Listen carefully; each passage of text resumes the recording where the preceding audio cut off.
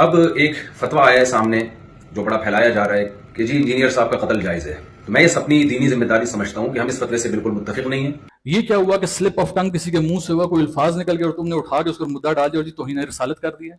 صرف کدو شریف ناپسند کرنے پر اسلام کا فتویٰ ہے. وہ کون سے لوگ ہیں؟ حضرت امام ابو حنیفہ کے شاگرد حضرت امام یوسف, جو امام بخاری کے بھی استاد ہیں امام یوسف, جو امام احمد بن حنبل کے بھی استادوں میں آتے ہیں, امام شافعی کے استادوں میں آتے ہیں, وہ تبع تابعین میں شامل ہیں. فتویٰ کیا دیا؟ کدو شریف پسند نہیں تو واجب القتل ہو. بھائی سوال ہوا قاضی صاحب سے, کدو شریف ایک سبزی ہے, پسند آئے تو کھائیں, پسند نہ آئے تو نہ کھائیں. کدو شریف نہ کھانے پر کہ ایک بندہ کہنا ہے کہ مجھے پسند نہیں ہے, اس کے کہنے پر فتویٰ صادر فرمایا یہ بندہ قتل کر دیا جائے. انسان ہے, اللہ نے بندہ بنایا ہے, انسانیت کی کوئی قدر و قیمت ہوتی ہے, انسانیت کا کوئی لحاظ کیا جاتا ہے. آپ اس کو مروا رہے ہیں, قتل کروا رہے ہیں, اور آپ اس کے اسلام کو بھی قبول نہیں کر رہے, اور یہ مسلمان کا بچہ ہے یہ بھی قبول نہیں کر رہے.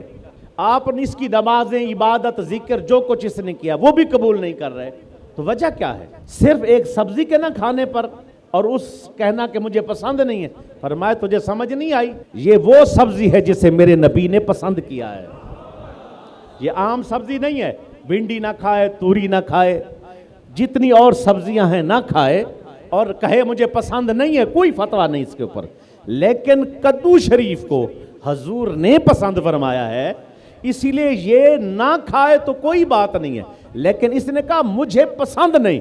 جو حضور کو پسند ہو اور یہ کہے مجھے پسند نہیں, اسی لیے اس پر فتویٰ لگتا ہے یہ مسلمان نہیں, واجب القتل ہے. اور بندے کہتے ہیں مولویاں دے فتوے دی سانو پرواہ نہیں, تے تسی بھاویں کلمہ ہی چھڈ دیو تے پھر کیڑی پرواہ ہے؟ تم دین ہی چھوڑ دو پھر کیڑی پرواہ ہے؟ آج تو نبی کی ایک سنت تو دور کی بات, اس کی توہین تو دور کی بات, نبی کی ذات کی توہین, سرکار کی توہین. دہراؤ اپنے عقائد کو بہتر کرو.